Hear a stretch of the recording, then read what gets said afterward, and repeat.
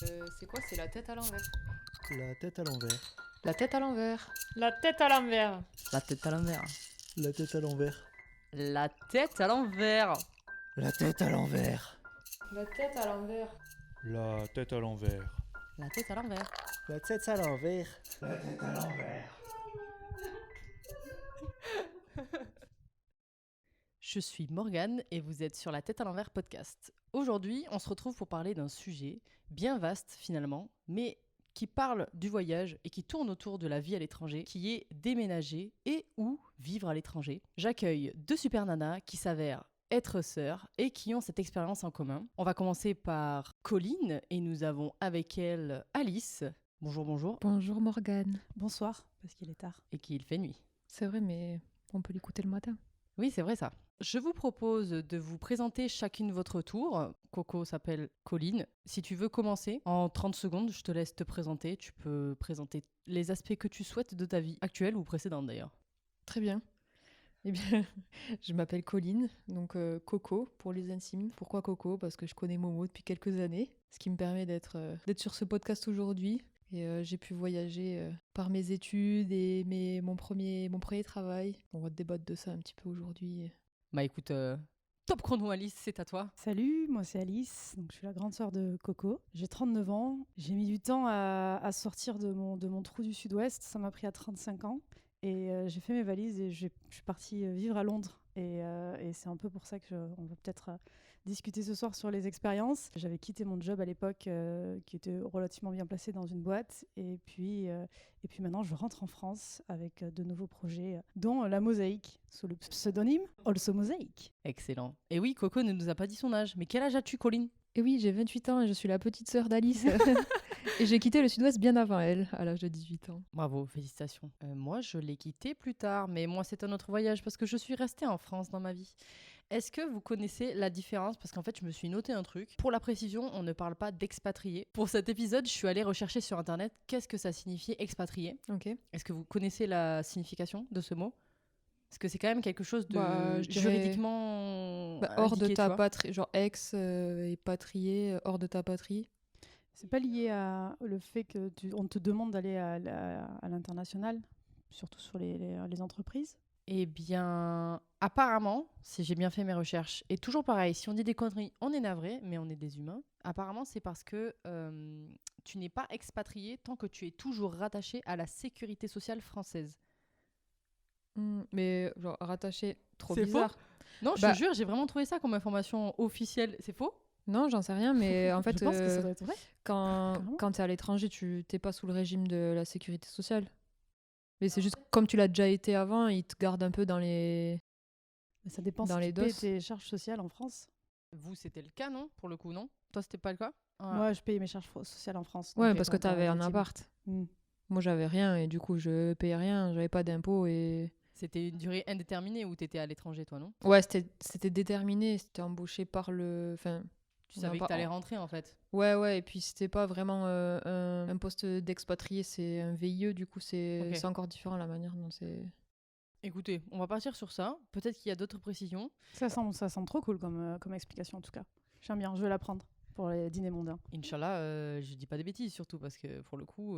En tout cas, c'est bien l'une des seules vérités qui vraiment différencie les gens qui vivent à l'étranger et qui sont vraiment expatriés. C'est que au niveau administratif, en fait, t'as un autre statut, t'es vraiment rattaché à un autre pays. C'est ça la différence apparemment. Voilà, et si Google m'a dit des conneries, je suis navrée. Non, mais c'était sur fakenews.com. Ah, C'est bon, c'est juste. J'ai cliqué sur le Topito. seul article de Gorafi et j'ai dit oh putain ouais. Ah ouais. Je clique. J'adore. Alors, vous êtes parties toutes les deux à l'étranger à des périodes complètement différentes de vos vies. Est-ce que vous pouvez me dire où c'était, l'endroit, le pays, l'espace, le continent, quand et pour quelles raisons? Est-ce que peut-être Coco, tu veux commencer? Peut-être qu'on peut faire ça dans l'ordre chronologique, ça peut être un peu logique. Ouais. Vu que toi, t'es partie Why not? plus tôt que Alice. Bah en fait, moi je suis partie tôt de la maison, entre guillemets, pour faire mes études. Donc on quitte la petite ville de Castres pour rejoindre Strasbourg. Donc déjà, quand on a 18 ans, c'est quand même pas forcément évident. Mais là, j'étais partie pour faire une école d'ingé. Donc en fait, on est plein dans ce cas-là. Et on se retrouve dans les résidences étudiantes avec plein de gens qui viennent de partout. Excellente cette résidence d'ailleurs. Très, très, très bonne résidence, tu connais. Ouais. Hyper facile de se faire à la vie. Et quand tu es étudiant, en fait, tout se passe plus vite en termes de social, je dirais. Donc ça, c'était un peu le premier départ. Après, pendant les études, j'ai fait... Juste, Vas-y. désolé de t'interrompre, mais en fait, Strasbourg, on parle de changement de pays. Là, Strasbourg, depuis l'après-guerre, c'est redevenu à la France, quoi. T'es pas dans un pays étranger. Ouais. Allez, Allez, van number one. yes. Notez-la sur. Tout. Mais du coup, ça initie un peu le départ à l'étranger où... Oui, le fait de devoir partir de toute façon de. Le fait d'être juste un peu loin quand t'éloigner, même. quoi. C'est-à-dire que Oui, pour t'étais rentrer, loin. il te faut une belle journée. Tu vois. C'est pas t'es à 1 heure à faire tes études à Toulouse, Clairement. comme certaines. Ouais. Non, mais ça, c'était un peu le premier départ. Après, forcément, il y a l'Erasmus pendant T'es allé où en Erasmus les du études coup à Valence en Espagne. Pas très loin non plus. Combien en fait. de temps 6 mois. J'étais plus proche de chez mes parents en Erasmus que pendant mes études. Excellent. C'est réel. Alors Valence, Valencia. c'est vers le sud. C'est C'est pas celle-là. Il y a 2 Valences, non? alors Valence il y a TGV. il y a Valence en France, pas ouf. Pas ouf, Valence. Mais il y TGV. a une gare TGV, c'est vrai. Mais c'est ça que ouais, j'ai- gare TGV hyper bien desservie, c'est waouh. De ouf. Et Valence en Espagne, c'est sur la côte est en fait, sur la côte méditerranéenne. C'est au sud de Barcelone. Ok. C'est entre Barcelone et Alicante. La spécialité, c'est la paella. Mais c'est la vraie ville de la paella, c'est-à-dire que c'est pas. C'est Non, pas mais un fake. C'est pas fake news, ça c'est pas. Carcassonné, Non, c'est pas juste la paella, c'est la spécialité de l'Espagne, c'est la spécialité de Valence. Quand tu vas en Erasmus, c'est pour étudier un peu là-bas ou c'est tough? En fait, je vais t'expliquer, je n'ai jamais fait d'Erasmus de Ouais. ma vie, je sais pas à quoi ça ressemble. En gros, moi c'était vraiment plus pour découvrir autre chose. J'allais pas forcément pour travailler. Enfin, forcément, tu as des heures de cours, mais c'est pas pour faire des cours qui sont dispensés dans cette école-là que j'y suis allée. C'est plus pour, je sais pas, une ouverture sur sortir de la zone de confort, aller vivre une expérience ailleurs. Apprendre l'espagnol. Apprendre l'espagnol, c'est vrai que il faut pas oublier que toute ma jeunesse, j'ai fait de l'allemand. C'est vrai? Putain, Et- c'est vrai? Pourquoi t'es allé en Espagne en fait? Challenge. Je vais parler. 2 mois avant de partir, je me suis mis à l'espagnol. Et me llamo Colin et ¿Te gusta? me gusta beber el vino blanco Tinto, no? et tinto de verano. Et moi, j'ai Ah, envie ça, de c'est dire. un italien espagnol que j'ai fait là. ¿Cuál es la fecha de hoy? Waouh, C'est pas quoi là? Si? un truc comme ça, j'ai compris. Voilà. Et Mafalda. La historieta de Mafalda. Un dibujo de Kino. Et là, il y a un problème de génération apparemment. Exactement, je pense. Bon, les gens des années 80 me comprendront des cours d'espagnol Voilà. avec Mafalda. de Kino. C'est Ah, c'est un petit bonhomme? C'est une petite petite fille, ouais. Waouh, tu vois. Moi, je suis à Nice en cours d'anglais et je me rappelle que de Nice quoi. Mm, Non, vous avez pas la ref non plus? toujours pas. Ah, générationnel. Ouais. putain, je savais pas que t'étais parti en Erasmus en Espagne. Ouais, j'ai fait 6 mois et du coup, pour répondre à ta question, c'était surtout de la teuf, ouais. Excellent. Où, C'est un échange Erasmus top. ou c'est juste vous qui allez dans l'école? Là, pour le coup, c'est plus les écoles qui ont des partenariats. Les écoles d'ingé, elles ont des partenariats avec d'autres écoles dans le monde. Et ce partenariat-là, il était bien ancré. Et en fait, il faut que ton cursus scolaire colle avec le cursus que tu suis en France. Globalement, après, ça dépend des écoles. Mais moi, c'était le cas. Ils vérifiaient quand même que les cours soient un peu cohérents. Et du coup, j'avais quand même des belles semaines de cours. Mais à côté de ça, t'as la plage à 2 pas. T'as les bonnes soirées espagnoles. Ouais. Un bon moment de vie quoi. Ouais, c'était vraiment cool. C'était des bons souvenirs. C'est quelques mois, ouais. Ok. Du coup, Strasbourg, Erasmus, en Erasmus. passant. Et après, je suis diplômée, du coup, là, on arrive en 2017. Ce qui, en fait, est un peu coïncident avec l'histoire d'Alice qu'elle vous racontera après. Puisqu'on est parti un petit peu en moment. Moi, en 2017, je suis partie vivre à Madagascar pour 2 ans. Et à cette période-là où Alice aussi a déménagé pour Ah ouais, pour c'était à vivre ce à Londres. moment-là? Ouais. Oh putain, c'est dingue. Elle est partie un petit peu avant moi. En juillet et toi en octobre. Ouais, octobre, c'est ça. Et Ah, c'est du drôle. coup, moi, je partais à Madagascar pour le taf, en fait. J'avais trouvé un VIE, c'est un volontariat international en entreprise. En gros, c'est un contrat, bon pareil, je vais peut-être dire des conneries, mais globalement, c'est un truc qui est fait pour que les jeunes partent à l'étranger et pour que les boîtes françaises qui ont des cellules à l'étranger puissent embaucher des jeunes. Donc c'est des contrats, toi tu es en contrat en fait avec l'État français, représenté par Business France. et ta boîte, elle est en contrat avec Business France. Du coup, en gros, tout le monde s'y retrouve et c'est des contrats pour juste entre 18 et 27 ou 28 ans, je crois. Ouais, je crois que l'âge a changé récemment. Ouais, Ils ont avec ouvert Covid, un ils ont petit peu. peut-être allongé le truc. Et voilà. Et du coup, ça permet aux jeunes de partir à l'étranger, en fait, dans des super conditions quand même, en termes salariales ou suivi santé, etc. Et pour les entreprises, c'est tout bénef aussi, parce qu'ils ont un peu moins de charges patronales, il me semble. Et voilà, j'avais fait 2 ans là-bas. Ton entreprise, tu l'as quand même trouvée en France et c'est eux qui t'ont proposé le VIE. Enfin, tu sais comment c'est passé de base? Ouais, ils cherchaient un VIE, en fait, sur LinkedIn, ils postent... Ah, ta boîte cherchait un VIE. Ouais, ils cherchaient Ok. un VIE pour bosser sur Madagascar. D'accord. Et du coup, comme moi, dans ma spécialité, du coup, topographie, c'est genre... c'est du petit monde, quoi. Donc tout le monde se connaît. Et en fait, c'est mon maître de stage de l'époque qui me dit, bah tiens, regarde sur LinkedIn, ils ont un poste à Mada, toi qui veux partir Bouger. vivre à l'étranger. Parce que voilà, j'avais cette volonté de Ouais. bouger après mon diplôme pour pas m'ancrer tout de suite dans un CDI. Et voilà, ça s'est fait comme ça. Et c'était une volonté de ta part de quitter la France, vraiment? Ouais, Ok. c'était vraiment d'avoir une expérience à l'étranger maintenant pour pas... Enfin, parce que c'est plus simple en fait. C'est plus simple de partir maintenant, juste après tes études, pas vraiment installé. Je trouvais ça pas mal. Et t'as pas eu la volonté? C'est venu un peu par hasard l'offre, mais finalement Madagascar, il parle français. Est-ce que Ouais. t'aurais voulu avoir un pays dans lequel t'aurais pu travailler une autre langue, tu vois, ou Ouais, peut-être. En fait, je pense que je voulais surtout partir à l'étranger. Je me souviens quand je me suis lancée quand même vite fait dans les démarches pour Madagascar et sans trop savoir en fait où j'allais. Dans ma tête, c'était vraiment ouais, tu veux partir à l'étranger, ok, il y a cette opportunité-là, allez, vas-y, fonce. Ok. Peu importe, encore plus simple, ça parle français, top. Ouais. Et tu regrettes un peu d'être parti, enfin de t'être un peu précipité en quelque sorte sur l'offre avec le recul de la mission, du pays, de ce que tu as vécu? Non, avec le recul aujourd'hui, pas du tout. Après, tu m'aurais dit ça dans les premiers mois sur place, où là vraiment, waouh, enfin, c'est un choc quand même. Ouais, je spoil pas, mais là tu te dis peut-être, Ouais. j'aurais peut-être dû mesurer un petit peu mon truc, mais à la fois, en fait, si tu mesures trop, T'y vas tu pas. fais rien, quoi. Ouais. Et donc là, vraiment, ouais, quand tu prends du recul, c'était ouf comme expérience. C'est trop bien. Ok.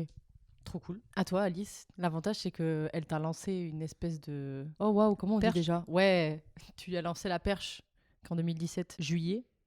Du coup, tu as décidé de t'en aller. Je te repose du coup la question, si jamais tu as un peu oublié, c'est où c'était, quand, du coup on a la réponse, mais surtout c'est pour quelle raison? Donc c'était à Londres, en Angleterre. Les raisons principales, c'était, je crois que j'avais un peu un complexe de langue qui peut aussi être assez commun à des gens de ma génération où on n'avait pas l'anglais obligatoire. Enfin, si on avait l'anglais obligatoire dès l'école et au collège, ce que je veux dire, c'est après dans les études supérieures, on avait tous les cours en français, on avait très peu de cours d'anglais. Donc en fait, tu te retrouves lancé dans la vie professionnelle et en stage avec un anglais qui est scolaire. Si, admettons que tu travailles pas trop sur l'international, c'était mon cas.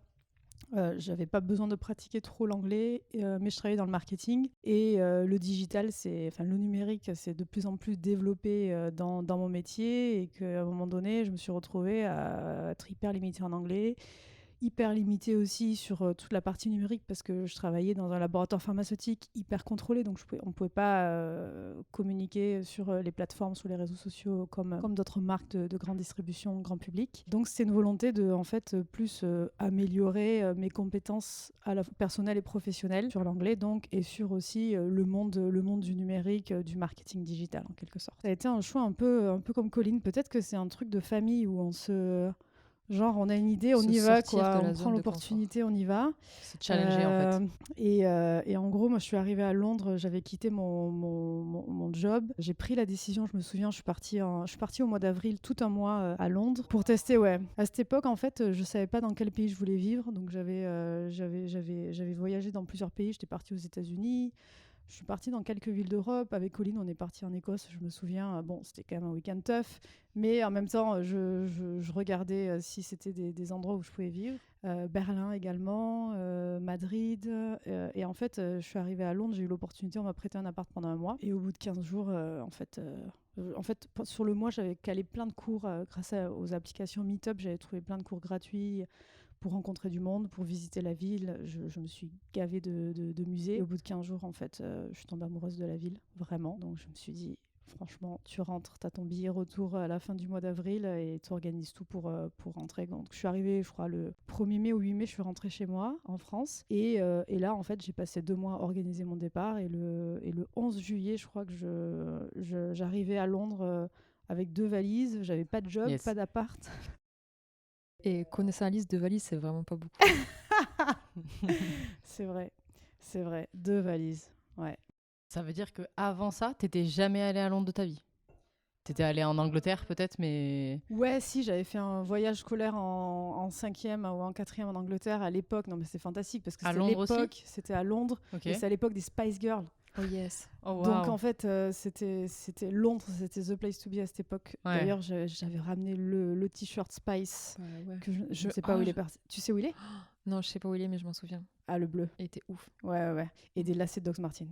Voilà, enfin, vraiment le truc de le truc shopping de qu'il ouf. fallait faire. Ouais, quoi. ouais, le truc de ouf. Et le deuxième voyage, c'était avec des copines, voyage de un long week-end, 4 jours à Londres, et trop cool. En fait, c'est le parfait pays. Alors, c'était avant la mise en place du Brexit. Le Brexit avait été voté, mais n'était pas encore. Il n'y a pas tout le. C'est en quelle année le L'accord. Brexit déjà? 2018 ou 2019? En 2016. Ah Ouais, mais qu'il est rentré vraiment le en temps vigueur. qu'il- Et Ouais. il est vraiment rentré en vigueur en janvier 2022, là. L'année Ouais, c'est dernière, ça. Ouais, en vraiment. fait, ça s'est fait petit à petit, non? Bah, le temps de se mettre d'accord sur Yes. un Plein de accord. trucs. Ouais. Et donc, franchement, c'est à 2 heures de Paris en Eurostar. Et c'est pas non plus, C'est pas si non plus loin, un projet finalement. qui te met en danger. À l'époque, je restais dans l'Europe. J'avais pas besoin de visa pour travailler. Donc, c'était banco. Et puis, bon, la langue, l'anglais, c'est le londonien en l'occurrence, c'est assez une bonne base pour pouvoir apprendre la langue, quoi. Et t'avais zéro touche sur place? T'avais pas de potes qui étaient sur place? Enfin, tu vois... Ouais, j'avais un couple d'amis qui étaient Ok. sur place, qui ont été mes premières accroches. Et après, c'est l'avantage de Londres, c'est qu'il y a toujours des potes de potes. Finalement, tu te connectes avec des gens de potes de potes. C'est cool. Et il y a Ok. beaucoup de Français, 300 000 Français à l'époque, 5e ville de France. Elle nous 5e balance ville de des... France. C'est vrai? Bah ouais, je Elle balance a les stats comme Elle a ça, potassé là. le sujet de ouf. Moi, je me demande comment s'est passée l'adaptation, sachant que tu y es allée du coup toute seule, sans appart, sans boulot. Quel était ton premier objectif en arrivant là-bas? Caler tes 2 valises ou trouver un boulot? C'était quoi ton objectif numéro 1? L'objectif numéro 1, c'est de trouver un taf. Ok, Parce avant que, l'appart, genre. Ah non, en fait, l'appart, non, si. Ah oui, mais t'étais chez des copains, c'est ça? Ouais, j'étais chez des copains au début et l'appart, en fait, ça s'est fait assez rapidement. Et en fait, c'était une coloc. Ma première expérience de colocation de ma vie, finalement, parce que j'avais pas eu l'occasion ou pas eu le besoin d'être en coloc pendant mes études. Donc voilà, première expérience, passer 30 ans en coloc qui était vraiment bien. Et en fait, c'était l'objectif, c'était aussi d'être avec des Anglais pour pouvoir apprendre la langue. Ouais. Et en fait, à Londres, il y a énormément de plateformes, de sites web pour trouver des colocataires. J'ai fait un truc qui est vraiment sensationnel. Du flat share speed dating ou du... Pour Attends. de la coloc? Ouais.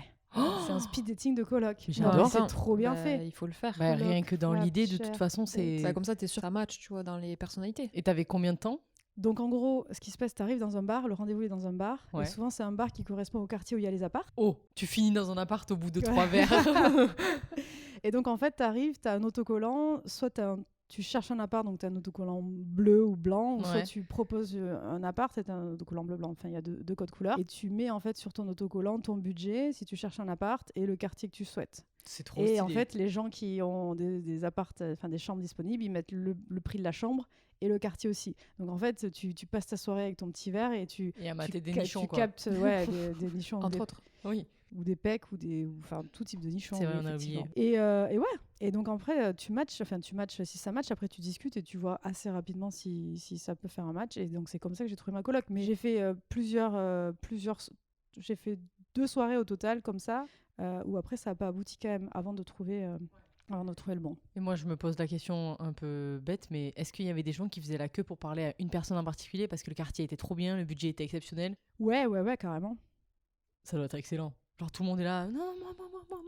Ouais, mais après, du coup, comme c'est en mode speed dating, j'imagine que tu tournes de table, c'est chronométré et tu. Ouais, alors c'était pas des tables, c'est des gens Enfin, qui se baladent quoi, ouais. en fait. Mais en fait, ce qui est ouf, c'est qu'en fait, Je trouve un toi, gars si se t'as faire trouvé, agresser, tu vois. si t'as trouvé un peu ton truc, tu te dis ah là là, mon deuxième speed dating, enfin c'est pas un speed dating, c'est un Ouais, flat rencontre, share, speed flat share dating. Il y avait, je savais qu'est-ce que je cherchais et je savais que il y avait des offres, c'était des belles opportunités. Donc notamment l'appart dans lequel j'ai vécu. Quand j'ai vu ça, j'ai sorti Miss Charme quoi. Là, Moi, je suis la parfaite Colocataire. colocataire. Cheveux au vent. Tu et vois, tout. voilà. Ouais. Et donc voilà, donc du coup, coloc comme ça. C'est comme ça que j'ai trouvé Ok. ma coloc. Ça s'est fait assez rapidement parce qu'en fait, ils ont des chambres à offrir. Donc après, tu arrives à partir du moment où tu peux payer le loyer. En fait, tu remplis même pas de papier. T'es même pas sur le bail, quoi. Donc en fait, en une semaine, 10 jours, c'est réglé cette affaire. Ok, trop bien. Donc Ouais. d'abord, tu as trouvé l'endroit où tu allais vivre. Ouais, quand même, il faut être un peu dans des bonnes conditions pour après être en confiance pour le taf. Ouais. Et après, je pense que j'ai pris, je sais pas, on va dire 200 portes. 200 Ouais, Ouais. facile. Ah ouais Mon niveau d'anglais était vraiment pas très bon.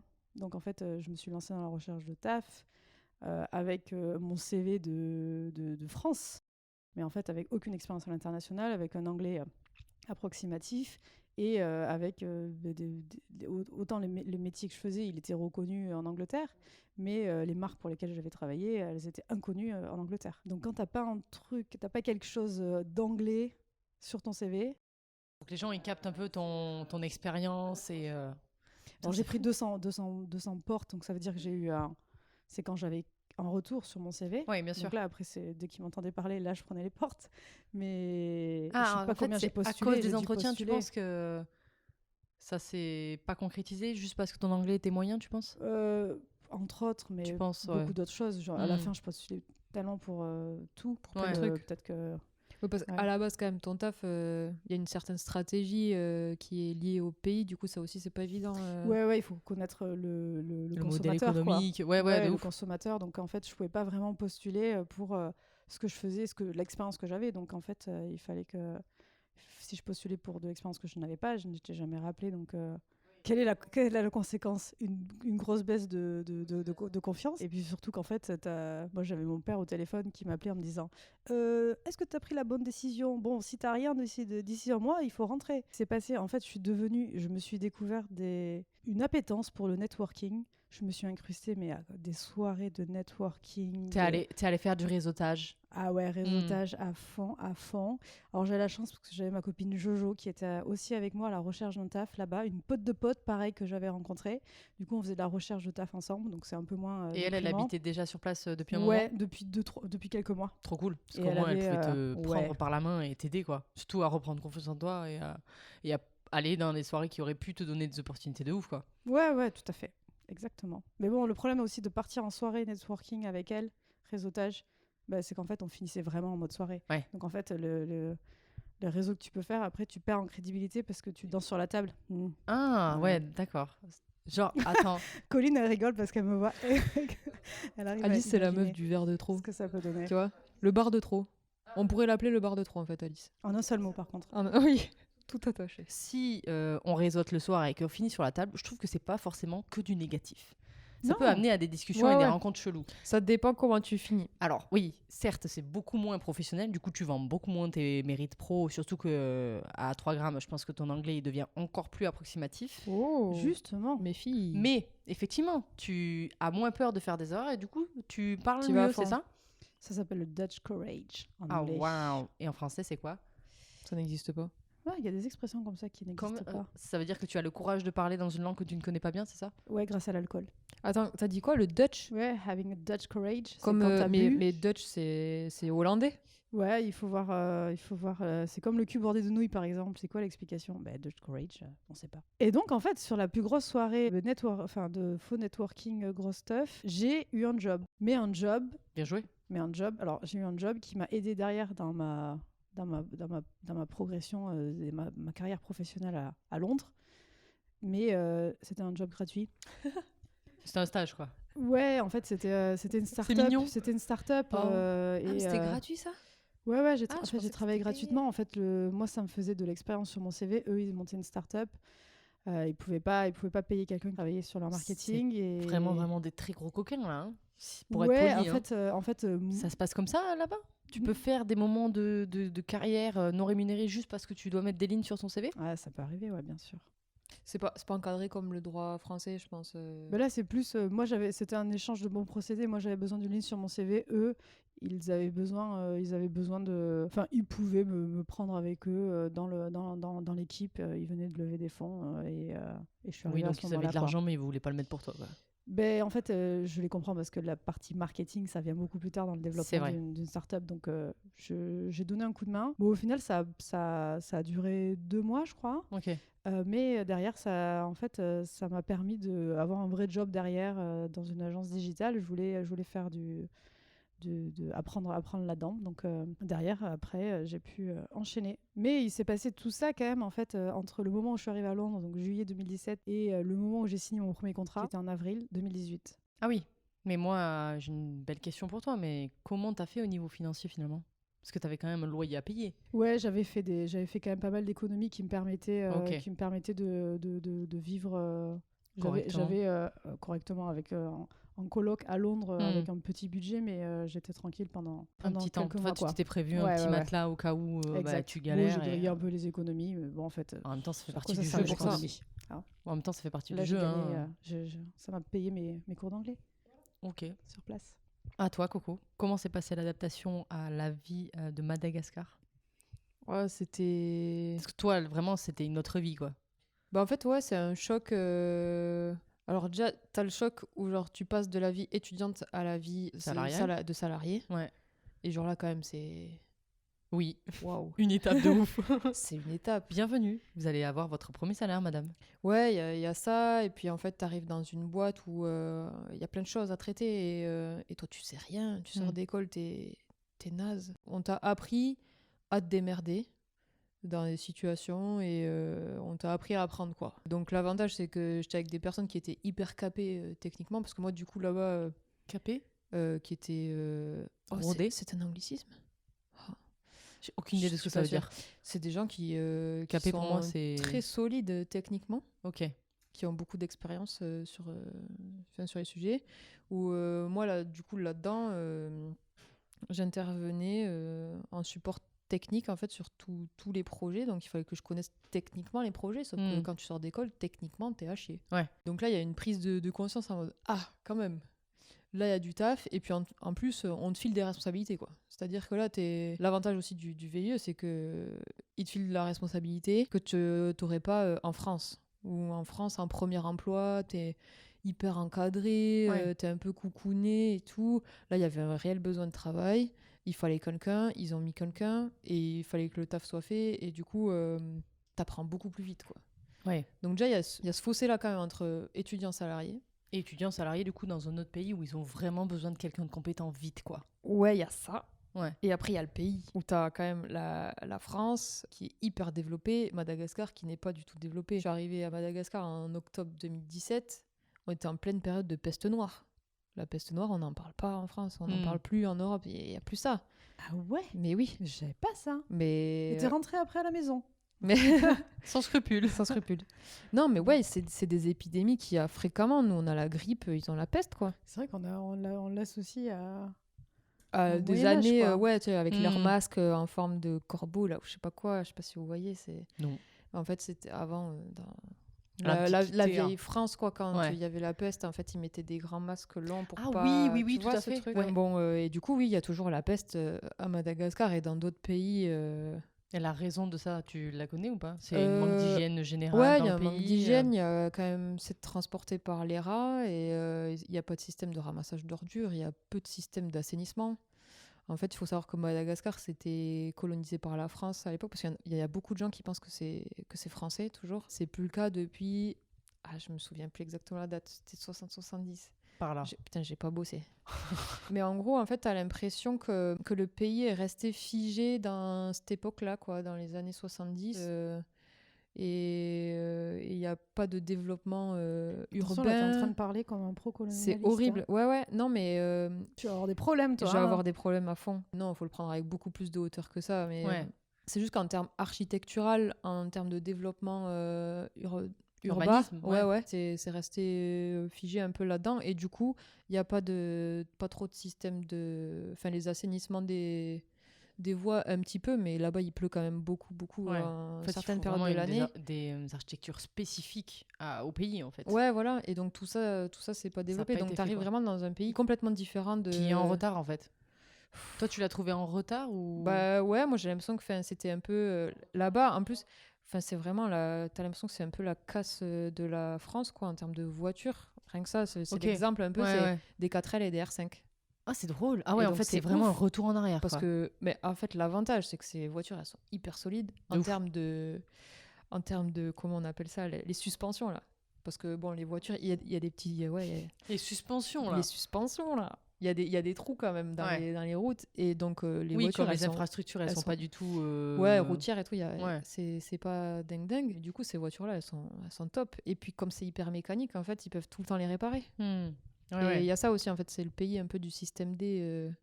Ils sont trop forts. Il t'arrive un truc, une couille avec ta voiture ou ta moto, et en fait, tu trouves toujours quelqu'un pour réparer. T'as toujours une solution. Il suffit d'être patient, en fait. Hmm.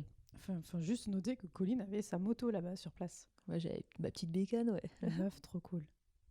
Ben, j'avais acheté une moto parce qu'hyper bouché. La ville, moi, j'étais dans la capitale, Qui s'appelle Antananarivo. Et en fait, il y a beaucoup d'embouteillages tout le temps. Ouais. Parce que les infrastructures sont pas adaptées au nombre de Ouais, voitures, c'est tout j'imagine. petit. Qui a Il y a augmenté d'un quand même coup. beaucoup de monde. Il y a plein de.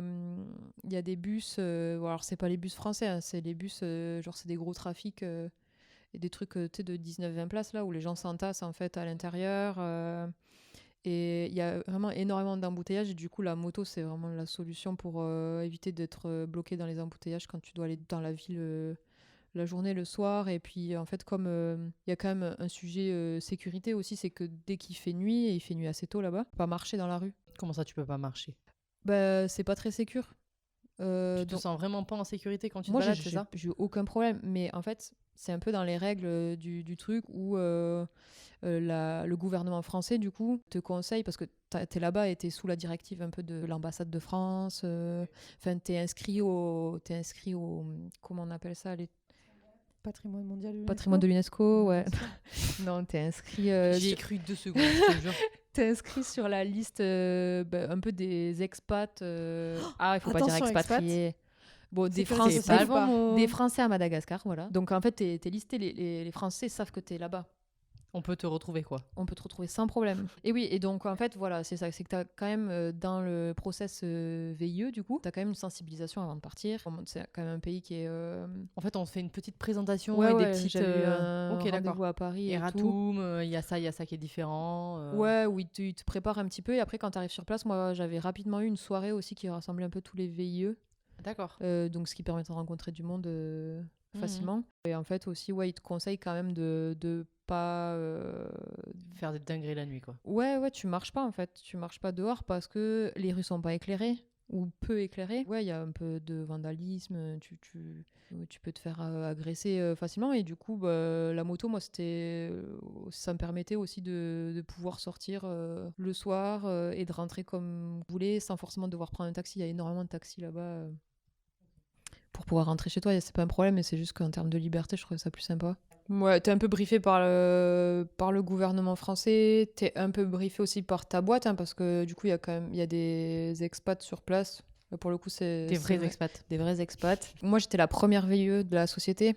Ok. Donc, C'est la première fois qu'ils faisaient ça de toute ouais. leur vie. Crash test. Yes. Non, après, c'était super cool. Enfin, mon boss, il était présent et du coup, ouais, il t'accompagne vachement là-dessus au tout début, les premières semaines. Et comme il y avait d'autres expatriés, c'est un petit monde, donc tu rencontres vite des gens. Donc, socialement, c'est top parce que tous les gens sont là comme toi pour pas très longtemps. C'était vraiment 2 années de bringue, quand même, il faut le dire. La vérité. On le dit pas assez, mais j'ai beaucoup travaillé, mais j'ai quand même pas mal bringué aussi. Donc Faut renommer ce l'adaptation, podcast. Pardon, je la te bringue. coupe. C'est faire la fête à l'étranger. En fait. Ouais, c'est ça. Cet épisode plutôt, non Ouais.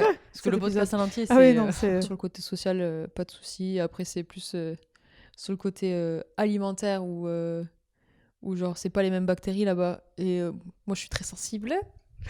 Du On coup, parle d'estomac, oui, ça y est, on parle d'estomac. On parle d'estomac et On parle de d'intestin. chichi, ça y est, on parle de chichi.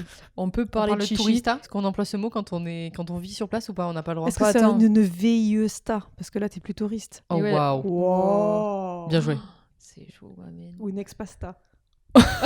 Non, ouais, en fait, c'est pas le même pays, c'est pas le même climat, c'est pas les mêmes microbes. Du coup, forcément, enfin, bactéries, pas microbes. Du coup, il y a un petit temps d'adaptation sur Le la temps que bouffe. ton corps, de ton il corps, capte et aussi tout en ce qui fait, se ouais, passe. ça, Hein. ça dépend des gens. Mais ouais. Pour une petite fragile de Une l'estomac petite que tu fragile, es, une petite fragile comme moi. ça a été un peu dur, quoi. Du riz. Ouais.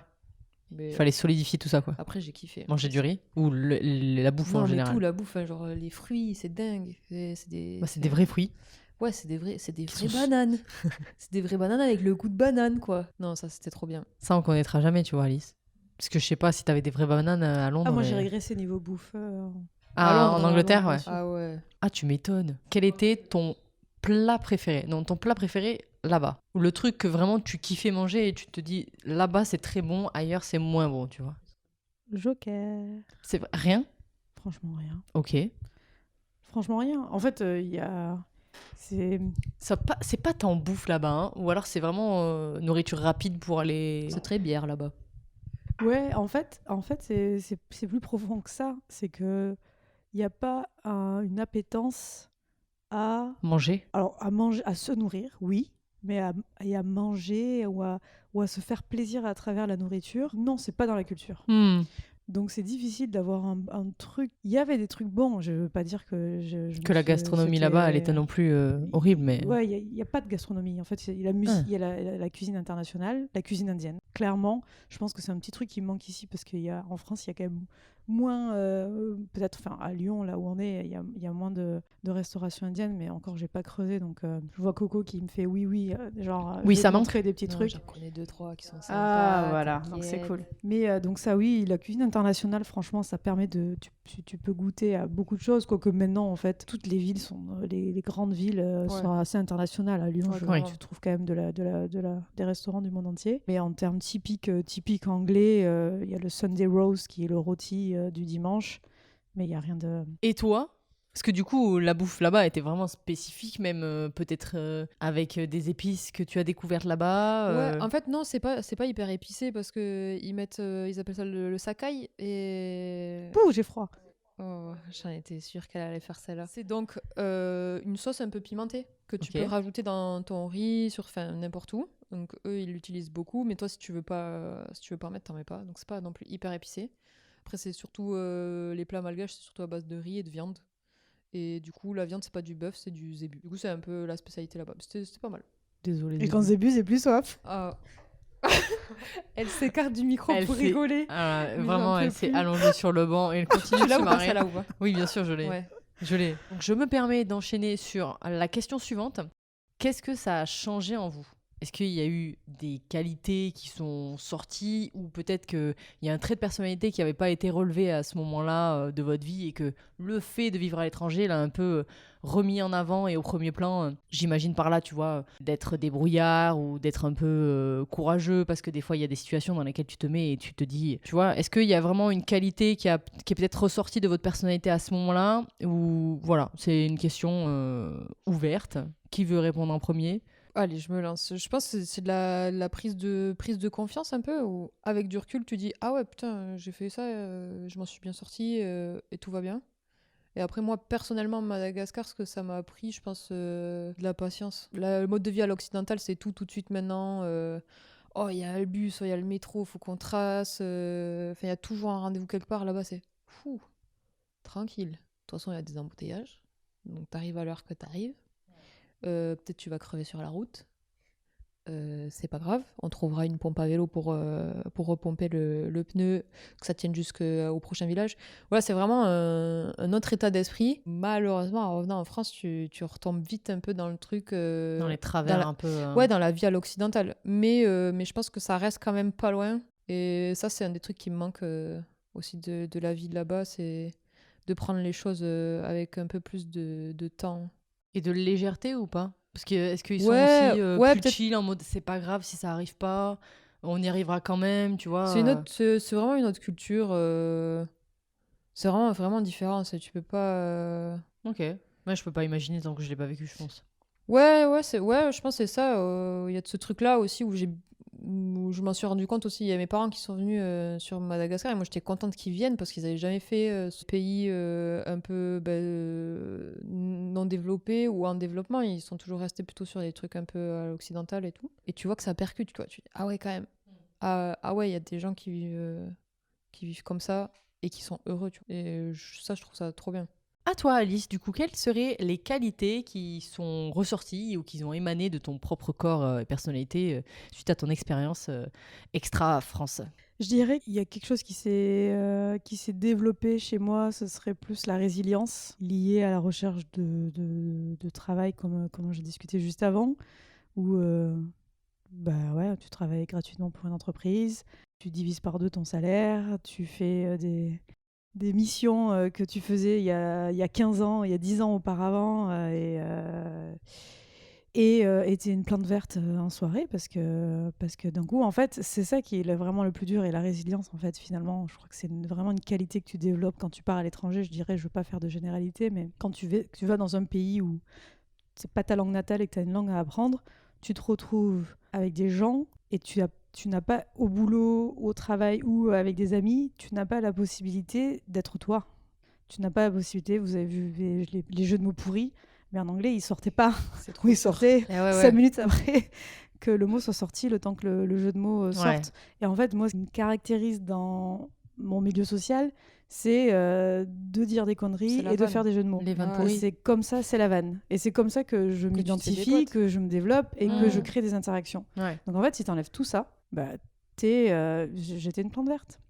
Et ça, Compliqué à c'est vivre. compliqué à vivre, clairement. Donc ce point-là, et après, je dirais plus quelque chose qui est lié au fait de voyager et voir d'autres cultures, comme toi, Coco, sur ce que tu disais des parents. Ils se sont rendus compte qu'il y avait des gens qui vivaient vraiment avec moins que nous, ou de façon très différente.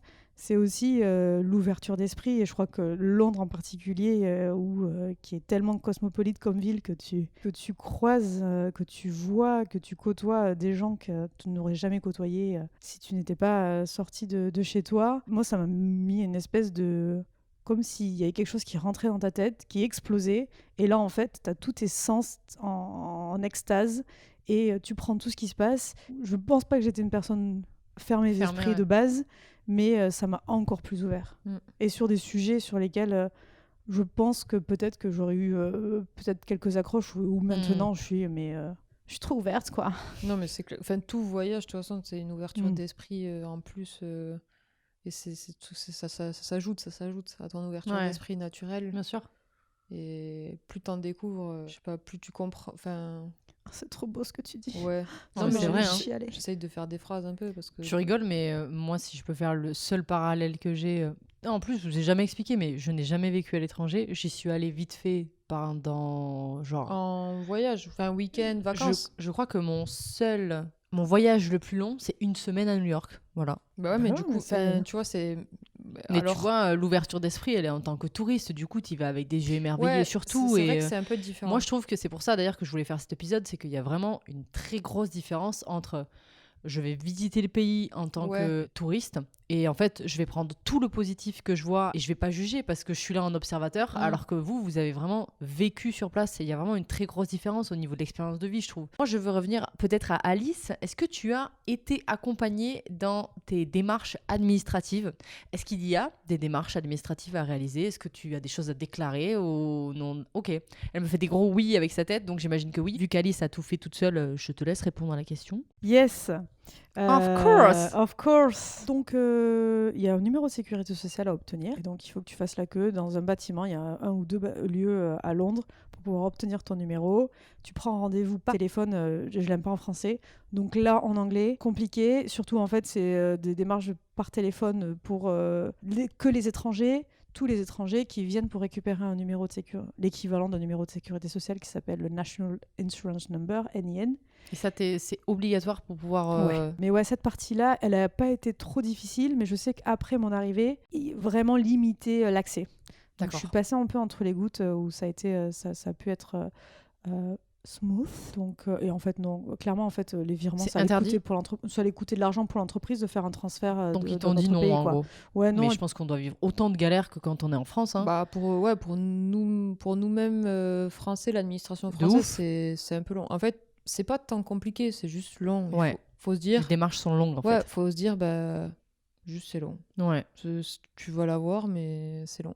Après, pour les étrangers, je pense que c'est encore un peu plus compliqué. Et Je crois que c'était relativement sensiblement, simple par rapport à une installation en France. Je vois là le fait de retourner en France. il y a quand même beaucoup de papiers à Il y a faire. quand même et tout. beaucoup de papiers, beaucoup d'étapes et c'est pas forcément bien expliqué. Tu vois, les trucs de sécurité sociale, mutuelle et tout, Ouais. le temps de comprendre en fait Mm. tout comment ça fonctionne. Colline, après avoir bu sa grosse gorgée de bière, va peut-être nous partager des galères. Mais je crois que c'est pareil dans notre pays, c'est que tu fais ton visa, Paris, et puis les horaires d'ouverture, bon, 10h, 14h. c'est léger. Et C'est une vanne, hein, les gars. Hein. Je les plaisante. Hein.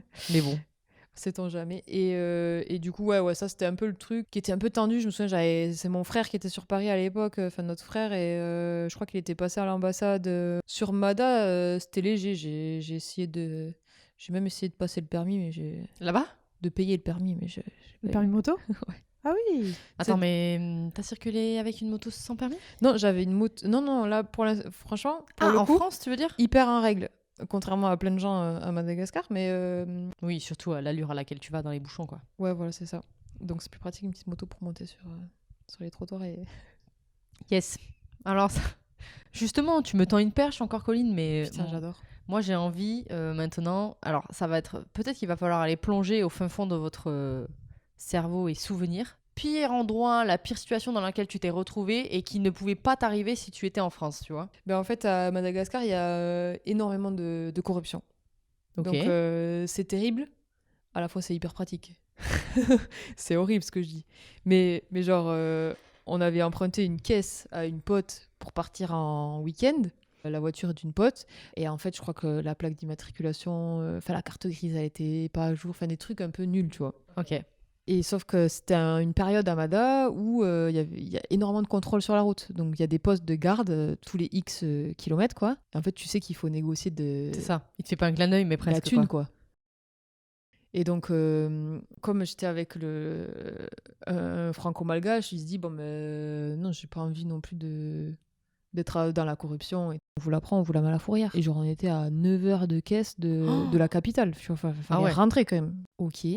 Heureusement, franco-malgache qui parle malgache, parce qu'ils parlent pas tous malgache. Donc là, il parlait malgache, donc il pouvait vraiment discuter avec le policier. Et il dit, ben non, mais j'ai que ça. J'ai que ça dans mon porte-monnaie. Bon, allez, ok, ça va pour cette fois. Waouh. Et du coup, tu donnes 30 balles et tu te casses. Et après, t'es pas bien pendant tout le trajet parce que tu dis à chaque poste, s'il faut, il va appeler ses copains et dire, oh, les gars, Il m'a arrêtez-les, filé 30 eux. balles, celui-là. Ils ont pas les papiers en règle. Ah, Faut chaud. Et tu dirais que c'est aussi la mieux parce que justement, t'as pu en profiter même si c'est quelque chose qui. Parce que sur le moment, t'es pas bien. Tu te dis, oh putain, je me fais arrêter par les flics. Ouais, déjà tu Enfin, paniques. Déjà, tu paniques. Ouais. Déjà, de base, je suis pas une meuf très sereine quand même sur ce genre de situation. Donc, je me dis, je suis pas en règle. J'aime pas. Ouais. C'est un peu la partie soin sur place et la différence entre quand tu es français et tu as la culture française et que tu connais la sécurité sociale et depuis tout petit tu es habitué à avoir accès à une santé d'un bon niveau qui est pas chère, voire gratuite. Tu vas pas chez le médecin pour dire j'ai un rhume, il faut me trouver quelque chose. Si tu vas chez le médecin, c'est que vraiment t'es pas bien et t'es limite, tu as envie d'aller aux urgences. Donc ça, c'est plus le message qui s'adresse peut-être aux personnes à un niveau de service de santé qui est formidable, avec des gens qui sont là pour t'accompagner. Grandiose le pays, il y a des gens qui sont battus pour ça, donc chapeau, merci, hommage. Et ça vraiment, c'est profond, parce que ça touche alors il y a deux choses, c'est soit tu as l'impression de ne pas être accompagné, ou soit si tu veux être accompagné plutôt dans le privé, là tu as l'impression que ton corps c'est un business et qu'on va faire du business dessus et que pour un soin qui t'aurait coûté 60 € en France, là tu sors 350 € et je n'exagère pas sur les prix. C'est l'expérience que j'ai eue. Putain, je pensais que c'était que le système américain qui fonctionnait comme ça. Non. Alors c'est pas aussi extrême que le système américain parce qu'il y a l'équivalent, la NHS, qui est l'équivalent du système public comme on peut avoir en France, mais où le niveau de service est beaucoup moins élevé qu'en France. Si tu as, je sais pas, par exemple, tu as un kyste sur l'épaule, qui te fait mal, tu vas voir un médecin ici généraliste, il l'ausculte et il te dit bon, on va voir un spécialiste, et puis derrière sûrement que quelques semaines ou quelques mois après tu vas avoir une opération, il va être retiré et c'est réglé et tu as eu le soin. Un peu de professionnels de santé dans le public, donc en fait Il n'y a pas la possibilité de soigner tout le monde. Ouais, je pense que si t'as pas de thunes, tu cherches même pas à aller chez le médecin en fait, parce que tu sais que t'as pas les fonds pour te soigner quoi. Alors, tu faut partir dans le privé dans ce cas-là. La meilleure. Ça va être attention, ça va être très romantique. Ouais, ça va être romantique. Ça va être Ouais. romantique parce que j'ai rencontré mon mec en Angleterre. Meilleure expérience. Franchement, c'est d'expérience amicale. Vraiment, j'ai pas une anecdote précise, mais des gens que j'ai rencontrés, je parlais tout à l'heure de ma copine Joséphine, des amitiés fortes. Et en fait, tu sais que tu vas pas rester éternellement en Angleterre, pour certains. Donc tu croques Londres et tu croques l'Angleterre à pleines dents et tous ensemble quoi. Donc vraiment j'ai vécu des expériences amicales très fortes, genre les colonies de vacances Le quoi. problème en France, c'est que les gens ils sont bookés mais des mois à l'avance, alors que là-bas tu dis bon attends, ce week-end on part là-bas, ouais ok je suis chaud, vas-y, lui aussi il est chaud, on part à 5-6, bam. Et ça s'est fait en 1 heure. Alors qu'ici, il faut faire un doodle machin pour que tu te retrouves. Et en même temps, ça amène à une question qui peut être vachement intéressante à poser, surtout pour des gens qui ont déjà vécu à l'étranger. Est-ce que vous avez déjà envisagé de devenir littéralement expatrié et vivre dans un pays étranger, tu vois? Est-ce que c'est quelque chose que vous avez déjà envisagé? Est-ce que c'est quelque chose que vous auriez aimé faire ou pas du tout en projet? Je mettrais cette question peut-être plus de 10 ans, lié au Brexit. Je savais que ça allait être ça allait se terminer, le côté pas besoin de visa, le côté où tu es hyper ouvert du pays.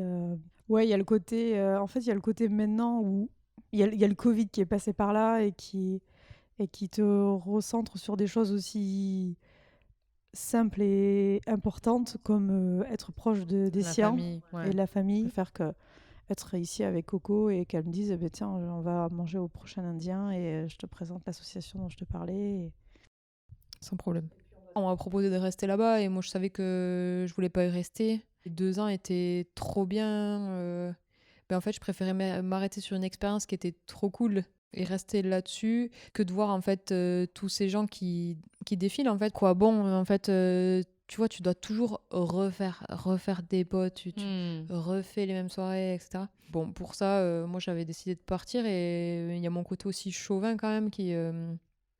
Le pâté surtout. Le pâté, c'est plus simple et voilà ce que disait Alice, on a quand même on est une fratrie, on a des neveux, c'est vrai que t'as envie de les voir quoi. On a toujours notre grand-mère, nos parents, on peut vivre ailleurs en restant proche de tes proches.